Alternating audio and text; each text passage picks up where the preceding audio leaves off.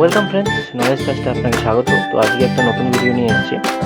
তো এই চ্যাপ্টারটাতে আমরা যেটা শিখবো সেটা হচ্ছে চ্যাপ্টার 11। এখানে প্রাইসিং এবং ভ্যালুয়েশন ইন লাইফ ইন্স্যুরেন্স এই সম্পর্কে আমরা দেখবো। এখানে কী কী শিখবো আমি একবার ওভারভিউ দিয়ে দিই। তো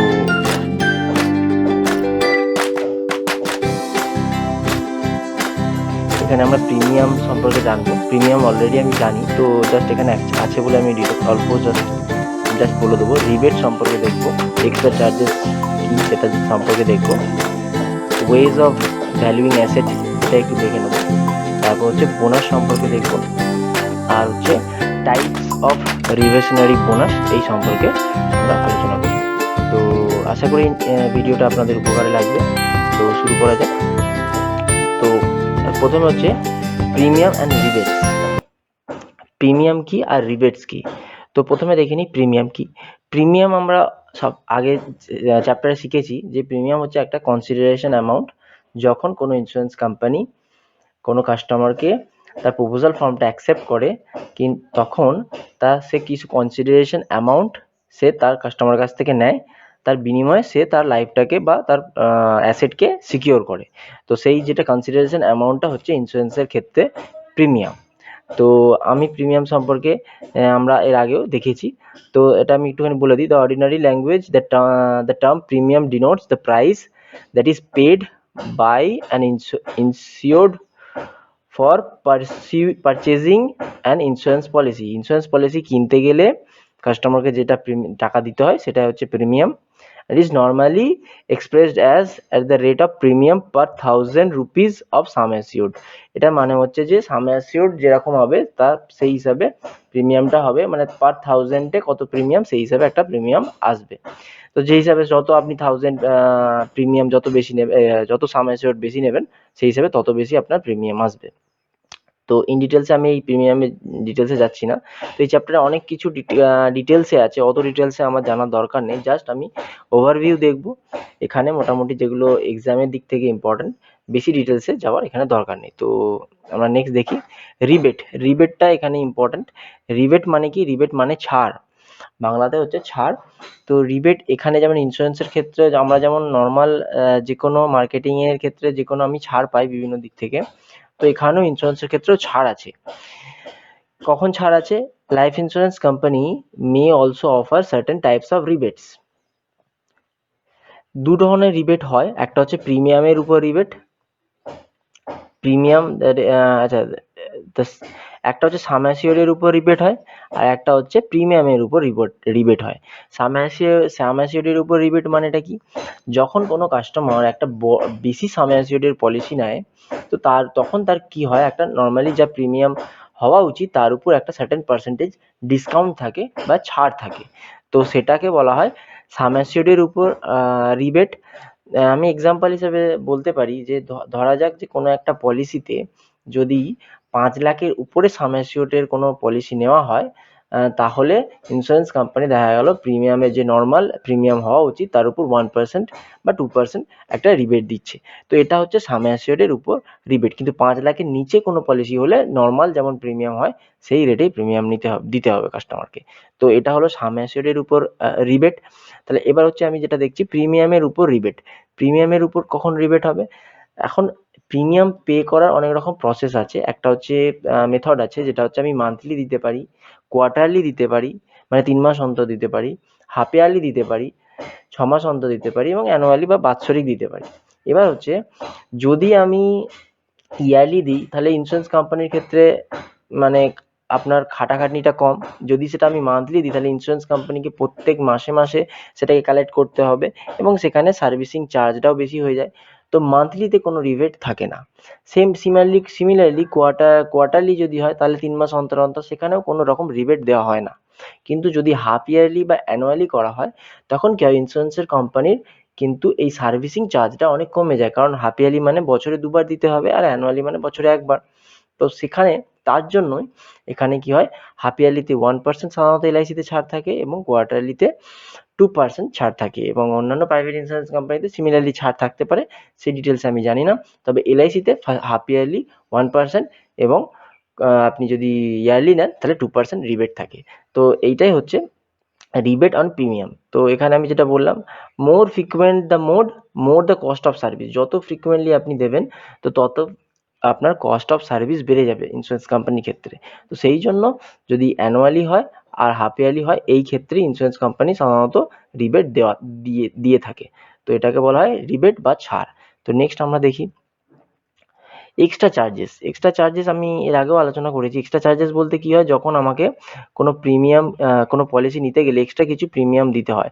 এবং এটা কেন এক্সট্রা চার্জেস দিতে হয়, দেখা গেল যে পলিসি করছে লাইফ অ্যাসিওর্ড, তার কোনো হেলথ ইস্যু আছে বা কোনো সে এমন একটা অকুপেশনের সাথে যুক্ত আছে যেটাতে লাইফ রিস্ক অনেক বেশি। তো তাহলে কি হয়, তার পলিসি অ্যাকসেপ্ট হয় কিন্তু এক্সট্রা প্রিমিয়াম দিতে হয়, এক্সট্রা চার্জেস দিতে হয়। তো সেটাই হচ্ছে এক্সট্রা চার্জ। তো এটা আমি আগেও আলোচনা করেছি। তো এখানে জাস্ট এটাই বলে দিচ্ছি, এটা একবার বলে দিচ্ছি।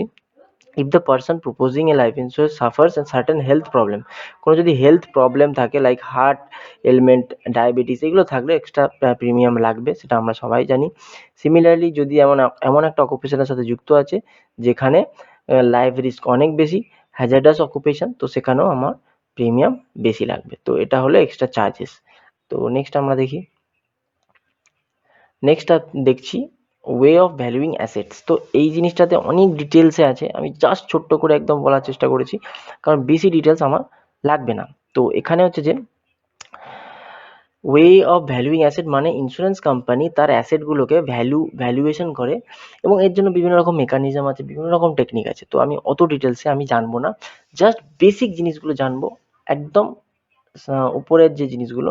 তো সেখানে কি হয়, সেই অ্যাসেটটাকে বিভিন্নভাবে মাপার জন্য বিভিন্ন রকম প্যারামিটার আছে। তো সেই প্যারামিটারটা জাস্ট আমি দেখবো সেটা কি আছে। প্যারামিটারগুলো হচ্ছে তিনটে প্যারামিটার আছে, একটা হচ্ছে বুক ভ্যালু, একটা হচ্ছে মার্কেট ভ্যালু, আর একটা হচ্ছে ডিসকাউন্টেড প্রেজেন্ট ভ্যালু। তো আমি এগুলো ইন ডিটেলসে একটুখানি আলোচনা করছি। বুক ভ্যালুটা প্রথমে দেখি। বুক ভ্যালু, বুক ভ্যালু মানে হচ্ছে যখন কোনো ইন্স্যুরেন্স কোম্পানি তার কোনো অ্যাসেট কেনে বা সেটাকে অ্যাকোয়ার করে, তো সেটা সেই যে টাকাতে সেটা কিনছে সেটাকে তার বলা হয় বুক ভ্যালু। তো this is the value at which the life ইন্স্যুরার has purchased or acquired it's asset, যে টাকাতে সে অ্যাসেটটা কিনছে। তো এখানে যেহেতু ইন্স্যুরেন্সের ক্ষেত্রে বলা আছে, এটা যে কোনো ইন জেনারেলও আমি দেখতে পারি, যে কোনো জিনিস আমি যদি কিনি যে টাকাতে কিনছি সেটাকে বলা হয় বুক ভ্যালু। এবার নেক্সট যেটা হচ্ছে মার্কেট ভ্যালু। মার্কেট ভ্যালু হচ্ছে the worth of life ইন্স্যুরার assets in the market place. মানে এটা মার্কেট ভ্যালু মানে হচ্ছে আমি যে টাকাতে কিনেছি, দেখা গেল তার 5 বছর বাদে যখন আমি সেটা বিক্রি করতে যাচ্ছি বা আমি সেই দিনের ভ্যালুয়েশন দেখছি, তো সেই দিনে যে মার্কেটে যে ভ্যালুটা আছে সেটাকে বলা হয় মার্কেট ভ্যালু। মানে মার্কেট ভ্যালু কিন্তু প্রত্যেক দিন চেঞ্জ হচ্ছে মার্কেটের মানে ডিমান্ড অনুযায়ী। তো এটাকে বলা হয় মার্কেট ভ্যালু। তো এরপর আমি যেটা দেখবো সেটা হচ্ছে ডিসকাউন্টেড প্রেজেন্ট ভ্যালু।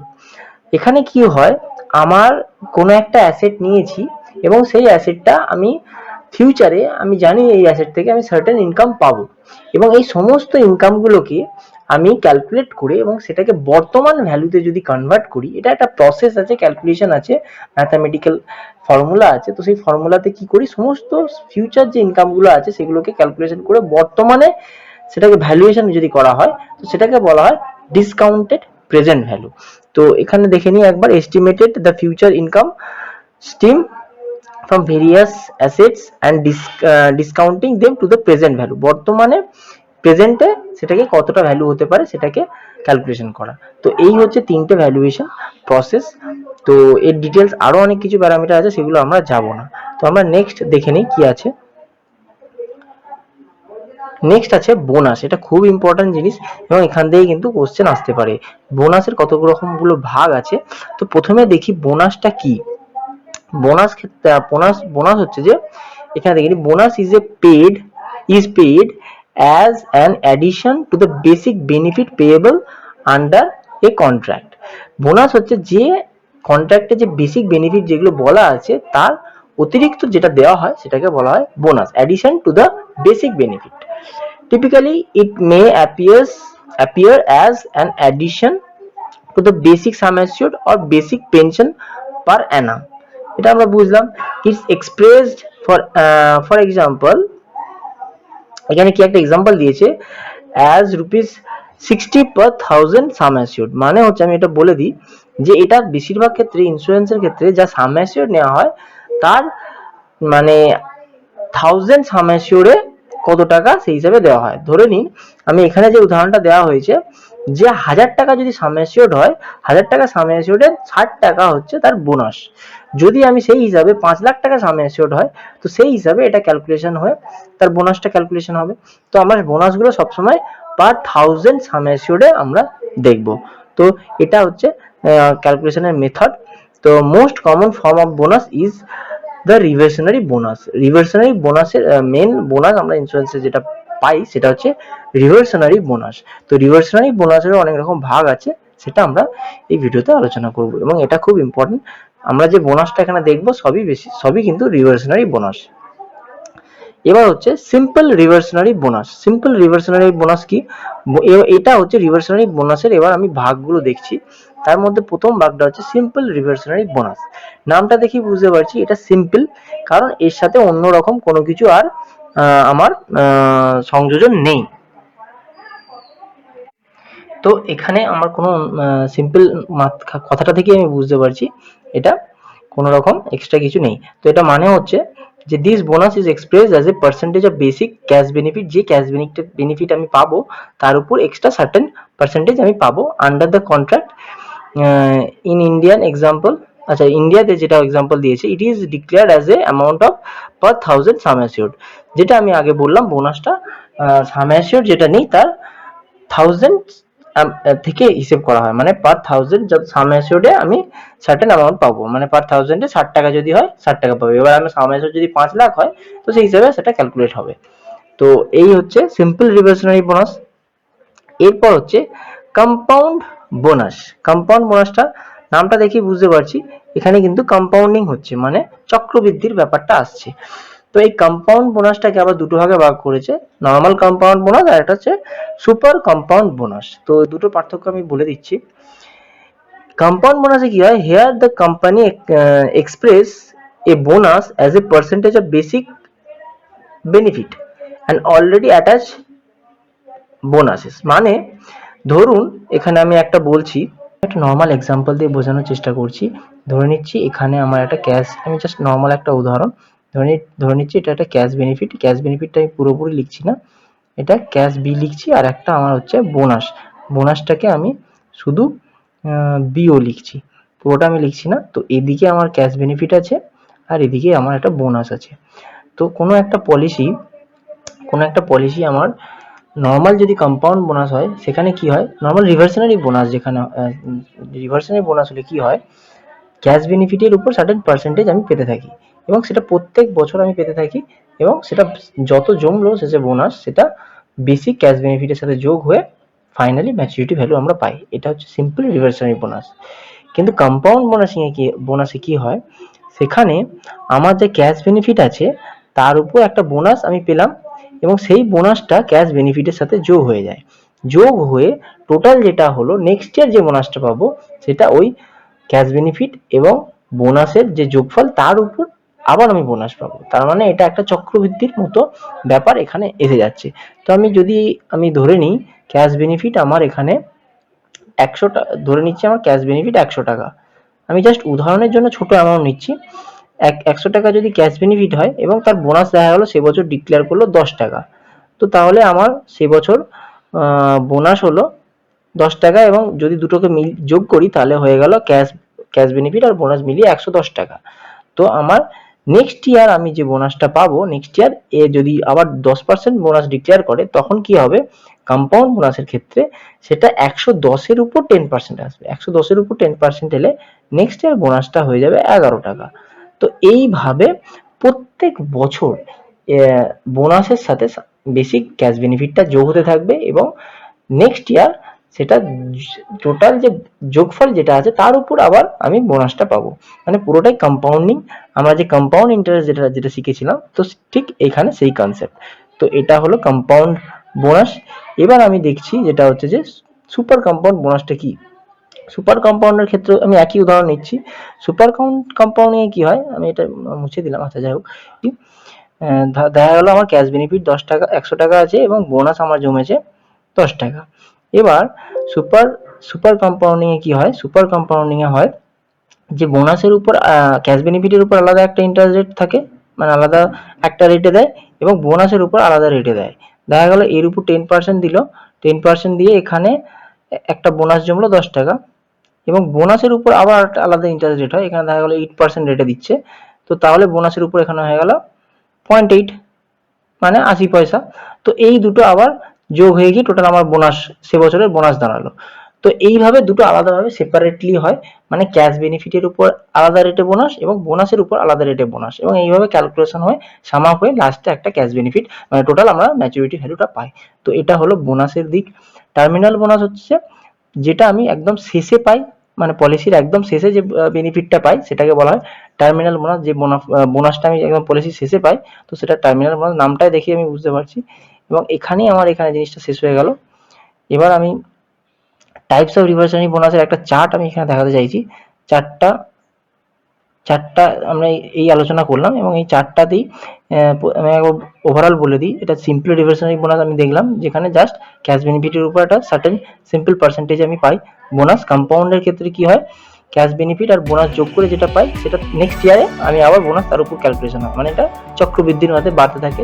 আর এখানে ক্যাশ বেনিফিট আর বোনাসটা আলাদা আলাদাভাবে আলাদা রেটে এখানে বোনাস ডিক্লেয়ার হয় প্রত্যেক বছর, এবং দুটো আলাদাভাবে জমে গিয়ে আমার রিটার্নটা আসে।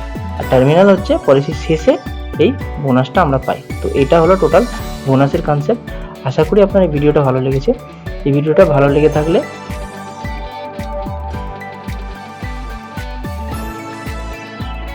আশা করি আপনাদের এই ভিডিওটা ভালো লেগেছে। আচ্ছা, এই ভিডিওটা আমি কী কী শিখলাম আমি একবার দেখে নিই। এই ভিডিওতে শিখলাম প্রিমিয়াম সম্পর্কে শিখলাম, তারপর রিবেটস কী সেটা শিখলাম, এক্সট্রা চার্জেস কী সেটা শিখলাম, এবং ওয়ে অফ ভ্যালুইং অ্যাসেটস ফর ইন্স্যুরার কীভাবে ভ্যালুইং অ্যাসেট করে, অ্যাসেটকে ভ্যালুয়েশন করে সেটা দেখলাম, বোনাস দেখলাম, এবং টাইপস অফ রিভার্সারি বোনাস দেখলাম। তো এই ভিডিওটা ভালো লেগে থাকলে যেটা আপনার বন্ধুদের শেয়ার করুন।